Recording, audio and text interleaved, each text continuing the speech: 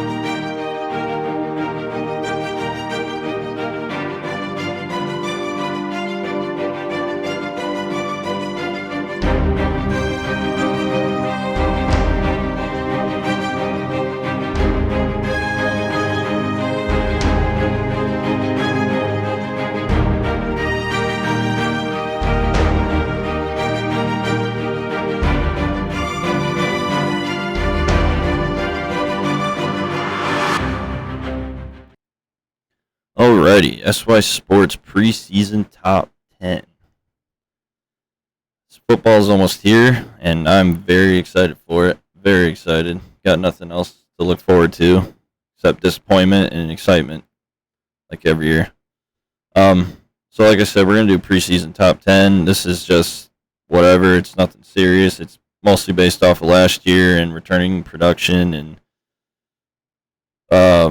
I've valued the returning quarterbacks very highly, and obviously coaches. First, I want to start off with some honorable mentions. Man, look at that. Neat. First, we got Ole Miss. I didn't put Ole Miss in my top 10 because they lose Matt Corral. I trust Lane Kiffin. Like I said, they lose Matt Corral, and they lose a lot more than that. But they did hit the transfer portal hard, so I wouldn't be shocked if they're good again because I really do trust Lane Kiffin. But yeah, other than that, they're not in my top 10 as of right now. Next is Pitt. I know they just won the ACC. They won 11-3. They got a good amount coming back, but they are missing the biggest pieces of last year's team, and that is offensive coordinator Mark Whipple. Is it Mark Whipple? I think so. And then obviously my boy Kenny Pickett, the man, sliding legend. Anyways, with those two gone, and after listening to ACC media days, Pat Narduzzi sounds like he wants to run the ball again, and there's only one or two teams that I know that can do that, and that's Iowa and Wisconsin. Their defense can be really good, but I just don't see them being a top 10 caliber team, especially especially going into this season. Next, Oklahoma State. They're returning their quarterback, Spencer Sanders. Obviously, Mike Gundy, Mr. 40, now 50. Consistently winning 8 to 9 games. Occasionally breaks through and wins 10 to 11. Big 12 champs. Oh, excuse me. Lost the Big 12. That's right. They lost. But other than Spencer Sanders returning, I think they're losing a lot. And I see this being more of like an 8-win caliber team, not one of his good 10-win teams. Another honorable mention is Kentucky. Probably has a top 3 coach in Mark Stoops in the SEC. Potential first-round quarterback Will Levis. But other than that, that play in the SEC. They're very close to being in my top 10, but they're not consistently winning 10 games a year. So that's why I didn't throw them in my top 10, because they'll occasionally win 10 games. Well, it's only been twice in the past like 5, 6. Well, twice in like the past 25 years or something like that. But yeah, they're close. Definitely top 15 to 20. But as of right now, going into the season, not top 10. Next would be Iowa, 10-4, blown out in the Big Ten championship. I think they won their bowl game, right? I can't remember. But they got a lot coming back. They're just going to be a terrible offense, great defense. Kirk Ferentz still there. They're going to win 9 games. Same old Iowa, just outside top 10. Maybe they'll break through like they did in 2015. Who knows? The West is always open, but now not top 10. Next would be Baylor. Now, I would put Baylor in my top 10. However, they lose like the entire team that they had last year. I mean, they're losing so much, and now their quarterback transfers out a few weeks ago. I know the replacement's going to be good, but I don't know if there's going to be enough. I don't think they recruit well enough to still be in that top 10 kind of team. Now, there's probably their top 25 team, but I don't think they're close to coming into the season being top 10. All right, let's get into the top 10. At number 10, I have Wake Forest. Now, I didn't put any group of fives in the top 10 because I don't think they deserve it. But I put Wake Forest here because, as I'm looking at my notes over here, they're returning a lot, and they're returning the heart of Sam Hartman, right? Sam Hartman, quarterback, and he's probably the best quarterback in the ACC, if not top 3. And then they have a good coach, whose name is blanking me right now. But anyways, I see them from what they did off of last year. A lot coming back, good quarterback, good coaching. They deserve the 10th spot. Even though they lost to Pitt, coming into this season, they have a lot more coming back, and more important, coming back. All right, at number 9, I have Utah. Yes, they had 4 losses, but they won the Pac-12. They got a lot coming back. Kyle Whittingham is down to his last few seasons, so he's going to be coaching his ass off. Cam Rising is top 10 quarterback, top 15 quarterback in the country right now, coming into this season. Pac-12 is easy. I know they got a tough schedule coming up, but this is mostly based off of last year and what they got coming back. Utah at number 9. Number 8, I have Michigan State. Yes, they don't have Kenneth Walker coming back, but you have to respect what they did with what they had last year. And they have their quarterback coming back and most of last year's team coming back. And Mel Tucker is on a train right now, and he's not looking to stop. So 10, 9, and 8, you can kind of flip those around, I guess. It doesn't really matter which order, but that's just what I had them as. Just mostly off of respect of what happened last year. That's what happened with those teams.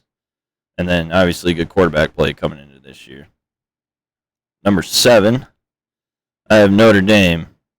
This is entirely respect for Brian Kelly. He was always, he's keeping Notre Dame at 10-plus wins a year. He been to the playoff twice. He's done a lot, and that he left. I'm not trusting Marcus Freeman quite yet, but he's recruiting his ass off. So there's a lot of fire in the program right now, and they do have another quarterback coming in. Another name that's not coming to my head right now, but this is mostly entirely respect. Even though I'm not entirely a big fan of Notre Dame, I'm putting them at 7. Number 6, Oklahoma. This is another respect thing. They lost their coach. They lost their quarterback and most of their roster. But they're bringing in Venables, who I think can coach. They're bringing in a good offensive coordinator from Ole Miss. Another name that's blanking from the top of my head. Jeff Levy, right? Is it Levy? And they're bringing in Dylan Gabriel, who played for him at UCF. And Oklahoma is still the boss of the Big 12. Yes, they didn't make it to the Big 12 championship last year, but they're still top dog, and you have to respect that. And that's why I have them at number 6. They had a quote down year last year, but they went, I think, 11-2. Yeah. So number 6, Oklahoma. Number 5. This one is kind of iffy for me, but it's kind of like a gut feeling. Coming into the season, I have Clemson at number 5. If their down year is 10-3, kind of like Oklahoma, then they deserve to be here at number 5. Not necessarily trusting DJ, but they have a good enough backup to where I think they can thrive with the amount of talent they got. The ACC is not very talented, but there's good quarterbacks, I guess. But with Dabo Swinney quarterback coming back, that's why I put them in front of Oklahoma. Just because Oklahoma lost a lot. But this is another. Most of these are like out of respect. So quarterback play coming back. 10-3 was a quote down year, and then Dabo Swinney, top 2 coach in the country. All right, number 5. All right, number 4, Michigan. Michigan is number 4 because they won the Big Ten championship. Finally beat Ohio State. They lost, their top players, but they have a lot coming back still. A lot of players that played a lot of time last year because they rotate a lot. Excuse me. They got both quarterbacks coming back, McNamara and McCarthy. Offense is going to be good. It's probably be second in the Big Ten because it's not beating Ohio State's offense, no matter how good they are. They went 12-2 and all that. They deserved number 4 spot, playoffs last year. Number 4, Michigan. Number 3, your defending champs, Georgia. I know they won the championship last year, so you'd think you put them at 1, but they lost a lot. I know they recruit well, but they have their quarterback coming back. They have Kirby Smart coming back, but I just think they lost too much to deserve the number 1 coming into the season. But if you want to put them at number 1, sure, go for it. I just dropped them down because of how much they lost from last year's team. But like I said, they have enough talent that they could probably do it again if they wanted to. Number 2, Ohio State. Ohio State had a good year last year, 11-2, but they lost to Michigan. They played in the classic Rose Bowl against Utah. Another reason why I put Utah at number 9 because they had a bunch of backups in that Rose Bowl, and they almost beat Ohio State. But solo reason why Ohio State's number 2, C.J. Stroud in that offense could be great.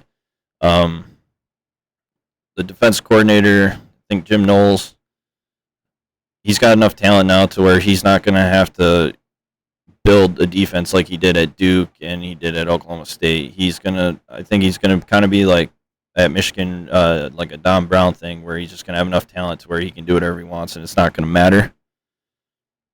Number 2, solely C.J. Stroud coming in. That offense can be insane, and they might not lose. Number 1, obviously, is Bama. You got Bryce Young. You got Will Anderson. You got all sorts of studs coming into this team from last year's team that went 13-2. They already went to the national championship. They know what it's like. They're probably going to be back there again. It's Bama. I hate to say it, Jesus, but it's Bama. So there's my top 10 preseason. Not a whole lot of effort was put into this. It was just kind of like whatever. But yeah.